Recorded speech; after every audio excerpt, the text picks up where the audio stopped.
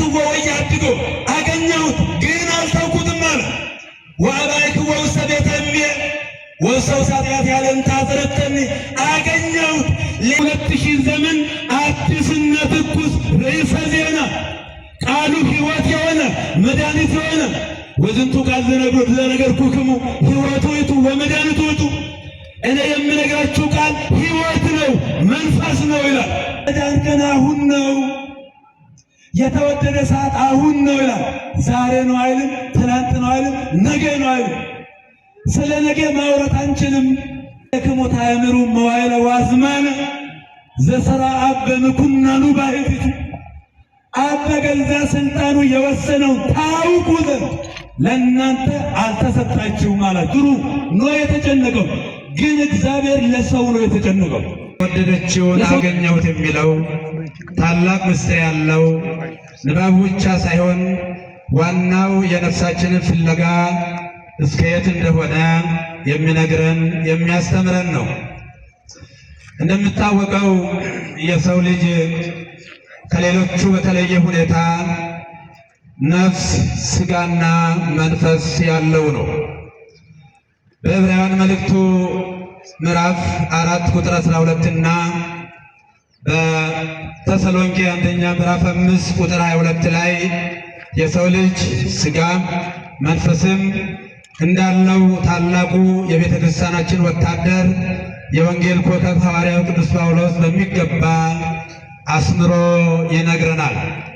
እንግዲህ ርዕሱን እንደምንመለከተው ርዕሱ ሩቁን ነው የሚያሳየው። ነፍሴ የሚለው በአዲስ ኪዳን ልቡናዬ ተብሎ ይተረጎማል። የመጀመሪያ የአዲስ ኪዳን ሰባኪ ማንም ሳይቀድማት አቻ በሌለው ወደር በሌለው ዘመን አሽሬ በሆነ ታላቅ ቋንቋ ጌታችን አምላካችን መድኃኒታችን ኢየሱስ ክርስቶስን በጸነሰችበት ቅጽበት እመቤታችን ወትታሰይ ነፍሴ በአምላኬ ወመድኃኔ፣ ነፍሴ በአምላኬ በመድኃኒቴ ሐሴት ታደርጋለች ብላ የሰበከች የነፍስ ፍለጋ በትክክል ያገኘች ከዚህ በኋላ የምሻው የምጠብቀው የለም ብላ ደምድማ ጨርሳ የነገረችን እመቤታችን ቅድስት ድንግል ማርያም ነች። እንደምታወቀው የነፍስን ፍለጋ የነፍስን ጥማት ውሃ አያረካው። የነፍስን ፍለጋ ቁስ አይመልስም።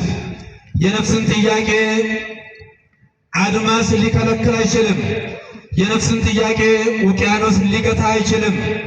የነፍስ ጥያቄ የምትፈልገውን የምታገኘውን ነገር እስከምታገኝ ድረስ ፍለጋዋ፣ ሩጫዋ፣ መሻቷ አይቆምም። ነፍስ ደግሞ የምትፈልገው ስጋ ከሚፈልገው በተለየ ሁኔታ በስጦታነቱ በታላቅነቱ አቻ የሌለው የሚፈውሳት፣ የሚያድናት፣ የሚጠግናት፣ ጥማቷን የሚያረካላት፣ ረሃቧን የሚያረካላት፣ እርቃኗን የሚከድንላት ታላቁን የነፍስ ጥማቷን ትፈልጋለች። ጠቢቡ ሰለሞን ይህንን ነፍሱ የወደደችውን ያገኘው እንደዚሁ በቀላሉ አልነበረም። ወአውድ ሀገረ እስ አፍቀረ ነፍሴ ሐሰስክዎ ወይ ረከብክዎ ጸዋይክዎ ወይ ተሰጠወኒ ረከቡን ማቅብት ላያቅቡ ሀገረ። እነሆ በገበያ ውስጥ ሁሉ ዞርኩ፣ ተንከራተትኩ፣ ሀገር የሚጠብቁትን ሁሉ አገኟቸው። ነፍሴ የምትወደውን ነገር አግኝታችኋለሁ ብዬ ጠየቅኳቸው፣ ፈለግኩ፣ አላገኘውም። ንስቲተ ሀሊፌም እነሆሙ ይእተ ጊዜ ረከብክዎ ዘሐሰሰት ነፍሴ። ከነሱ ጥቂት ፈቀቅ አልኩ፣ ያን ጊዜ ነፍሴ የወደደችውን አገኘሁ ይላል ታላቁ የጥበብ ሰው ሰለሞን። ምንድነው የታላቁ የሰለሞን ይሄናል በዚህ ደረጃ በታላቅ ፍለጋ በታላቁ ውጣ ውረድ ጨለማ ሳይከለክለው ብርዱ ሳይከለክለው በቀንም በሌሊትም ሰፈር ከሚጠብቁት ጋር በመጋፈጥ የነፍስ ይፈልግ ነበር። ታላቁ የጥበብ ሰው ሰለሞን ነፍሴ ከነሱ ፈቀቅ ብዬ ነፍሴ የወደደችውን አገኘሁ ትላል። የነፍስን መድኃኒት ሰፈር ውስጥ ማግኘት አይቻልም። የነፍስን መድኃኒት እንጀራ ውስጥ ማግኘት አይቻልም። የነፍስን መድኃኒት ብልጽግና ውስጥ ማግኘት አይቻልም። የነፍስን መድኃኒት ወይንም የነፍስን መሻትና ሐሴት የነፍስ ደስታ አይደለም፣ ፌሽታ አይደለም፣ ቡረቃ አይደለም። እነዚህ በጠባብ ቃላት የተጻፉ የተቀመሩ ናቸው። በጊዜ በቦታ በሁኔታ የሚወሰኑ ናቸው። በስሜት ላይ የቆሙ ናቸው። በሆነ ነገር ሊቆሙ የሚችሉ ናቸው። ሰዓት ቢያልፉ ደቂቃ ቢያልፉ ሰዓትን ማለፍ የማይችሉ ሰዓትን ቢያልፉ ቀኑን ማለፍ የማይችሉ በዚህ ዓለም ተመስርተው እዚሁ የሚያበቁ የሚሞቱ ናቸው። ነገር ግን ሐሴት ማለት እግዚአብሔራዊ መንፈስ ቅዱሳዊ ማለት ነው። የመጨረሻው የነፍስ ስጦታ፣ የነፍስ እርካታ። ታውቃላችሁ ብዙዎቻችሁ አንዳንድ ታላላቅ ወይንም ደግሞ በጣም ውድ የሆኑ ነገሮች ወይንም ውድ መኪናዎች ዝም ብሎ ማንኛውም ሰው ሊጠግናቸው አይችልም። ወደ ካምፓኒ ካልተመለሱ ሰሪያቸው ብቻ የሚሰጣቸው ታላላቅ ነገሮች አሉ። ስለዚህ የነፍስን ጥያቄ የሚመልሰው ሰሪዋ እግዚአብሔር ነው።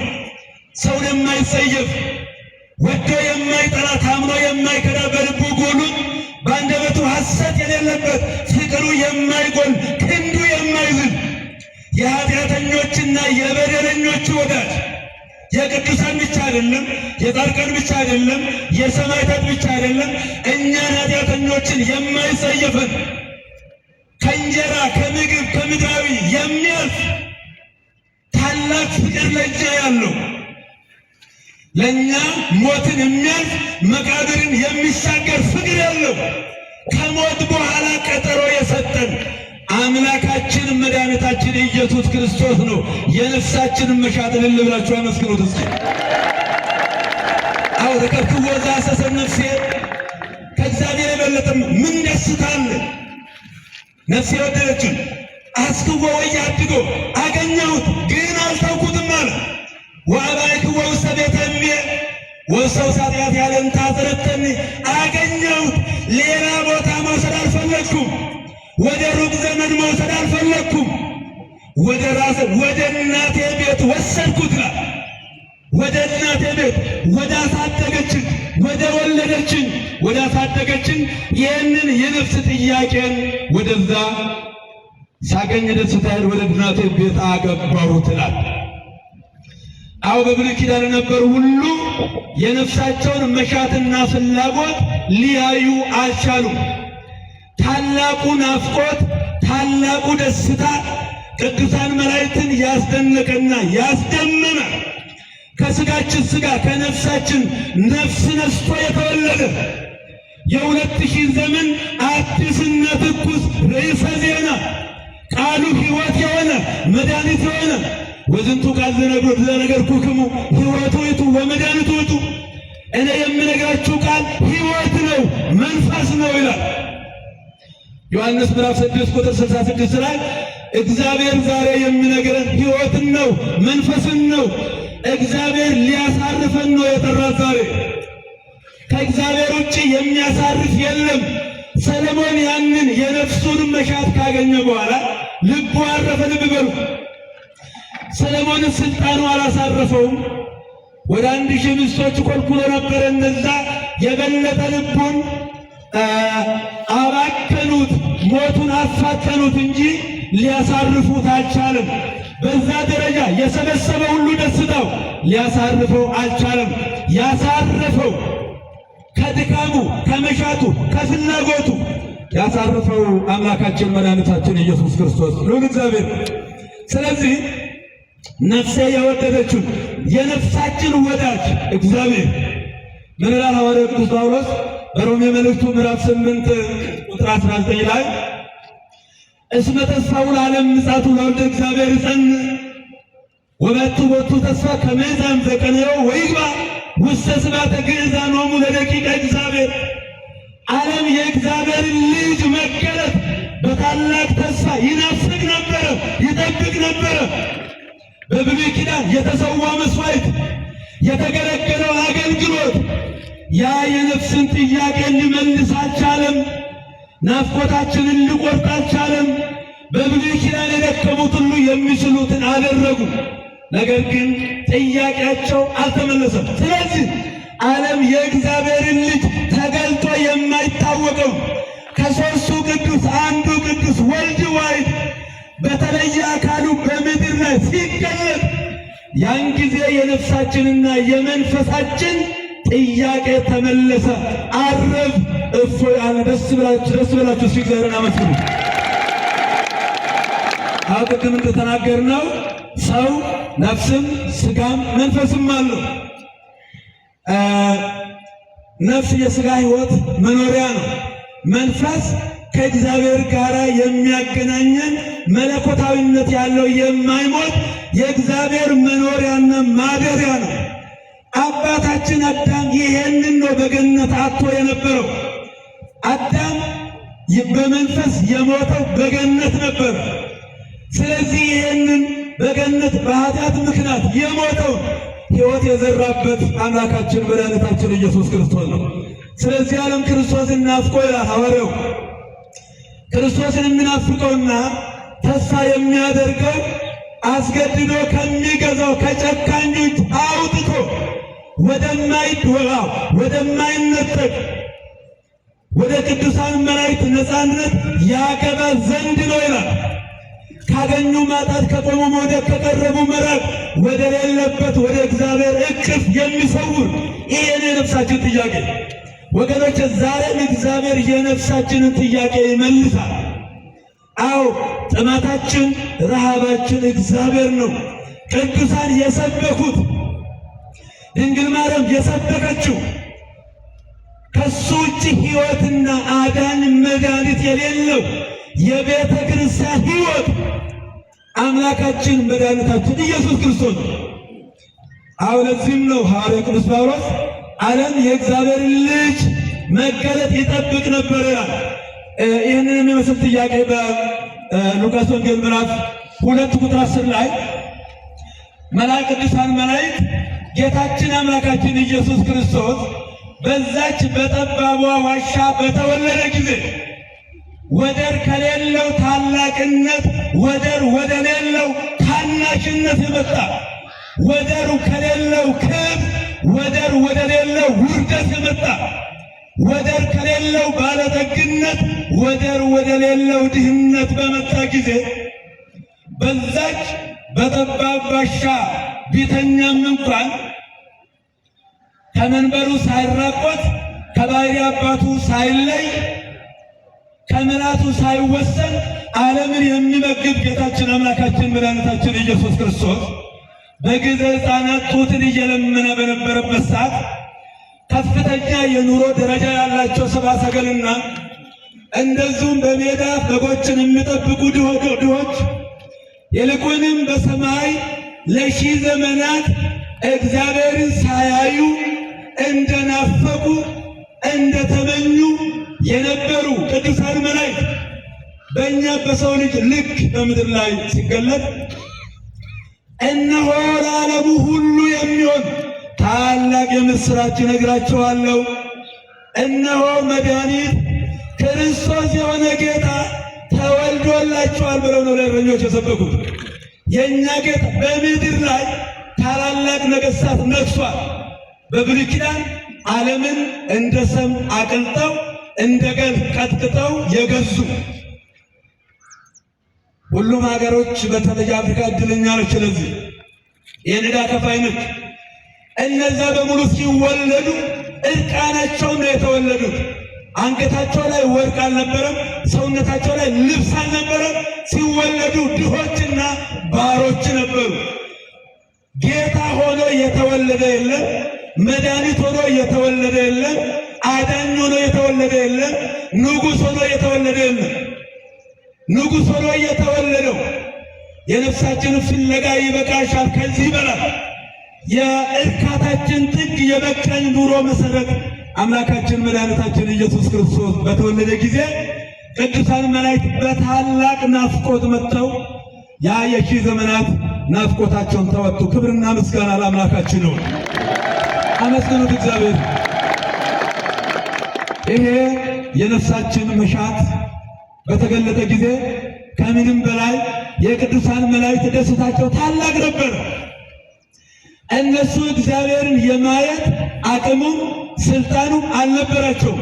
በሁለት ክንፋቸው ፊታቸውን፣ በሁለት ክንፋቸው እግራቸውን ግራና ቀኝ በትምህርተ መስቀል አምሳል ዘርግተው ለዙፋኑ ይሰግዳሉ እንጂ ለሱ አይደለም ተብሎ ነው የተጻፈው። ነገር ግን አዩት፣ ደስ አላቸው። ጌታችን ሲወለድ በ8ኛ ማዕረግ የነበረው የሰው ልጅ ወደ 10ኛ ማዕረግ ደረሰ። ከቅዱሳን መላእክት ተካከለ። ስለዚህ ታላቁ የጥበብ ሰው ሰለሞን ረከብኩ ዘአሰሰ ነፍሴ፣ ነፍሴ የወደደችውን አገኘሁ ይላል። አዎ የነፍሳችን መሻት ጥያቄያችን የሚመልስ እግዚአብሔር። ሰለሞን ሰፈር ለሰፈር ሲጓዝ እናየዋለን። በአጠቃላይ በእግረ ልቡና ሲጓዝ ሲፈልግ ሁሉም ነገር አላረካ ብሎት፣ ታዲያ ይሄ ነዋ እኛንም የሚጠራን የማዩ ኃጢአተኞችና በደለኞችን የሚሰበስብ ንዋቤ ጽሩዋን ወጽሩዋን ወክቡራን ጽሩዋን አርፈክሙ፣ በኃጢአት የደከማችሁና የዛላችሁ ኑ ወደ እኔ። ኃጢአትን የሚያስተሰሪ የኃጢአትና የሞት መድኃኒት ከሰማይ በታች ከምድር በላይ ከሱ ውጭ አዳኝ የሌለ አልቦ ካሊ ሕይወት በዘያዩ ዋልቦ ካሊ ስም በታች ሰማይ ዘይትዋሃብ ለጓለሚያ። ይሄ ከፍ ያለ የወንጌል እውነት ነው ወገኖች። ቅዱስ ጴጥሮስ በመንፈስ ቅዱስ ተሞልቶ አንድ ታማሚ ሲፈወስ በምን ይሄንን አደረጋችሁ? እናንተ ሰቅላችሁ የገደላችሁ በእግዚአብሔርነቱ በኃይሉ በስልጣኑ የሞትን ክንዱ ብርት ሰብሮ የተነሳ ዘይግድ ሞት ይዞቱ እሱ እናንተ የናቃችሁት ድንጋይ የማዕዘን ራስ ሆና እነሆ ከሰማይ በታች ከምድር በላይ እንድንበት ዘንድ የተሰጠን ይህ ስም ነው ይላል። ይህ ስም መድኃኒት ነው። ይህ ስም ሕይወት ነው።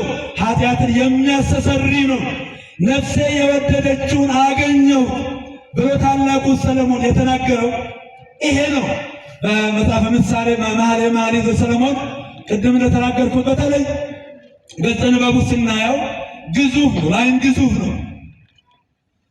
ቶሎ ጆሮ ገብ ነው እስባል ግን ግዙፍ ነው። ውስጡ ግን ረቂቅ ነው። የክርስቶስና የቤተ ክርስቲያን ህብረት አንድነት የምትረጉምበት ታላቅ ቃል። ስለዚህ ይህንን አዳኝ የሆነውን ቤዛ የሆነውን መድኃኒት የሆነውን ይህንን ነው ታላቁ ሰው ሰለሞን በጥበብ የሚናገረው። ወይዘሳል በሙኩነ ለሌለ ያድጉ ምግባረ ሥጋ በእግዚእነ ኢየሱስ ክርስቶስ እስመ ከመንፈስ ዘተውበ በኢየሱስ ክርስቶስ ውእቱ አግዓዘነ እምሕገ ኃጢአት ወሞት። ከእንግዲህ ወዲህ መስዋዕተ ኦሪት ሰውቼ ሕገ ኦሪትን ጠብቄ ሥርዓቱን ፈጽሜ ተገርዤ እድናለሁ ማለትን በተው ከግላ ኦሪት የተላቀቁ ሰዎች ከእንግዲህ ወዲህ ኩነኔ የለባቸውም ይላል። አመስግኑት እግዚአብሔር። የለባቸውም ይላል። እነሆ በአዲስ ኪዳን የተሰጠው የሕግ መንፈስ ከኃጢአት ባርነትና ከዲያብሎስ ቁራኝነት ነፃ አውጥቶናል ይላል። ሮሜ 8:1 ላይ ነፃ አውጥቶናል ይላል። መቼም ወገኖች መጽሐፍ ቅዱስ የእግዚአብሔር እስትንፋስ ነው። መጽሐፍ ቅዱስ አንዳች ነገር አይወጣለትም።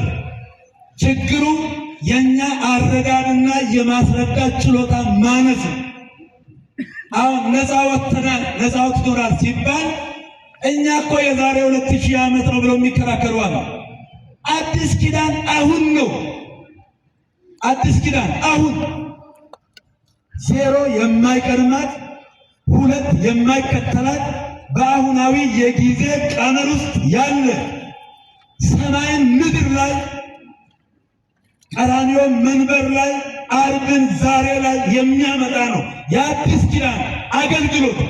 የብሉይ ኪዳን የሞት አገልግሎት ነው፣ ስልቹ አገልግሎት ነው፣ ስልቹ አገልግሎት ነው።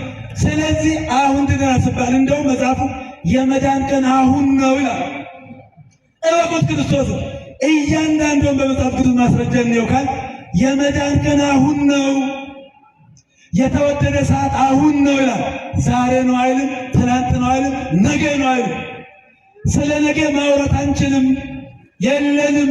ስለ ነገ እርግጠኞች አይደለንም። ዛሬ ስለሆነው ስለ አምላካችን ስለ መድኃኒታችን ስለ ኢየሱስ ክርስቶስ እንደውም እኮ ቅዱስ ጳውሎስ ወእግዚአብሔር ሰበብ ለስባቱ ወበምሕረቱ ዘአፍቀረነ ዘሙታነ በኃጢአትና አሕየወነ በኢየሱስ ክርስቶስ ወድነ በጸጋው ከመ ያሬ በዓለም ዘመስብ ዘጸጋው ወምሕረቱ ዘአፈፈነ በኢየሱስ ክርስቶስ እስመ በጸጋው ድነ ወእምዳሙ ጸጋው ለእግዚአብሔር ውእቱ ወይኮነ ዚአክሙ አልቦ ዘይትመካ ከመ አልቦ በምግባርነ እግዚአብሔር እኛን ከወደደበት ታላቅ ፍቅሩ የተነሳ ለማስታወስ ነው እኮ የተሰበሰበው። መከራውን ውርደቱ ያሳለፈው ሌላ ለማውራት አይደለም እኮ ወገኖች፣ ዋና መሰብሰባችን ይሄ ነው። አንዳንዶቹ ዛሬ አዙሪት ውስጥ ገብተዋል። ምን አይነት አዙሪት ነው ካል ያነሳሁትን ጥቅስ አረሳል። ተልእኳችን ሰማያዊ ነው፣ ምድራዊ አይደለም። ክርስቶስ በምድር ላይ በነበረበት በሚሰብክበት ሰዓት ኢየሩሳሌም በቅኝ ግዛት ስትማቀቅ፣ ስትቀጠቀጥ፣ ስትረገጥ ነበር። አይሁድ ክርስቶስ የመሲሐዊ የዳዊት መንግስት አቋቁሞ እኛን ከሮማውያንና ከግሪካውያን ነፃ ያወጣናል ብለው ካልኩሌት አድርገው የሚከተሉት እሱ ነው። ሮማውያን እንደዚሁ ደግሞ የ5000 ያህል ገበያ ስለሚከተለው አንድ ቀን ጦር ከፍቶ እችን ሀገር ታሪካዊት ሀገር ከእጃችን ያወጣል ብሎ ያስቡ ነበር። ክርስቶስ ግን የለም፣ እዛው ስም የለም። በመጽሐፈ ነገሥት ውስጥ አንድ ቃል ይገርመኛል። እሳቱ ተነሳ፣ እግዚአብሔር እሳት ውስጥ የለም። ድልቅልቅ ተነሳ ብሎ ነፋስ፣ እዛው ስም የለም። ያ ትንሽ ቀጭን ድምፅ ውስጥ ግን እግዚአብሔር ነበር ይላል እና ይሄን መስበክ፣ ይሄን መናገር፣ ይሄን ታላቅ ሕዝብ እግዚአብሔርን የተራበ እግዚአብሔርን የተጠማ ሕዝብን ነው መስበክ እና እሱ በሚያደርግበት ሰዓት የመጨረሻ በሥጋ ሊሰናበቱ ሲሉ ደቀ መዛሙርቱ ተሰብስበው ሳሉ በዝኑ መዋዕል ታገብእ መንግሥት ለደቂቀ እስራኤል፣ ጌታ ሆይ ለእስራኤል መንግሥትን የምትመልሰው በዚህ ዘመን ነውን? አሉት። ኢኮነ ለክሙ ታእምሩ መዋዕለ ወአዝማነ ዘሠራ አብ በምኵናኑ ባሕቲቱ፣ አብ በገዛ ስልጣኑ የወሰነው ታውቁ ዘንድ ለእናንተ አልተሰጣችሁም አላቸው። ምን ማለት ነው? ስለ ምድራዊ መንግሥት አይመለከታችሁ ማለቱ ነው። እናንተ ሞትንና ትንሣኤ ስበኩ። ሞትና ትንሣኤ፣ መከራ፣ ውድቀትን ስበኩ። ሰው መሆን ስበኩ። ቤተክርስቲያንም የምትሰጠው የቤተክርስቲያን ሕይወት ይሄ ነው። ንዜኑ ሞተከ ወትንሣኤከ ቅድስተ፣ ሞትን እንናገራለን፣ ትንሣኤንም እናበስራለን። እና ይሄ አሁን የሚለው ነገር ሲነሳ ብዙዎቻችሁ ለጆሮአችሁ አዲስ ይሆናል። ብዙዎቹ አስቀድሞ ስለቀሙን በደንብ ስላጮሁት ብዙዎቻችን እንግዳ ሊመስለን ይችላል። አይደለም። እንደውም ጳውሎስ ምን ይላል? አንትሙ በጻሕክሙ ኀበ ጽዮን ሀገረ እግዚአብሔር ያው ኢየሩሳሌም እንተ በሰማያት ወኀበ አእላፍ መላእክተ ፍጹማን ወማኅበረበት እለ ጽሑፍ አስማቲሆሙ በሰማያት ወኀበ እግዚአብሔር መኮንነ ኩሉ ወኀበ መንፈሰ ጻድቃን ፍጹማን ወኀበ ኢየሱስ ኅሩይ ወመር ለአዳስ ንበው ወኀበ ኢየሱስ ኅሩይ ወመር ለአዳስ ሥርዓት ወለንዛተ ደም ነባቢ ዘይበይ ተናግሮ እግዚአብሔር። ወዳጆቼ ይላል እነሆ እናንተ ዛሬ ወደ ታላቁ ወደ ሕያው እግዚአብሔር ከተማ ወደ ጽዮን ደርሳችኋል። ደርሰናል እኮ አመስግኑት፣ እስኪ አመስግኑት፣ አትፍሩ፣ እመኑ። ደርሰናል ማለት ምድር ላይ አይደለንም ወንል ይሆናል። አንድ ሰው ፓስፖርት አውጥቶ ቪዛ ተመቶለት ቲኬት ቆርጦ መጓዝ ብቻ ነው የሚጠበቅበት። የሰው ሬዲ ነው ማለት ነው፣ ያሰበበት ለመድረስ። ልክ እንደዚህ ነው። እናንተ ወደ ሕያው እግዚአብሔር ከተማ ደርሳችኋል፣ ምድር ላይ አይደላችሁም።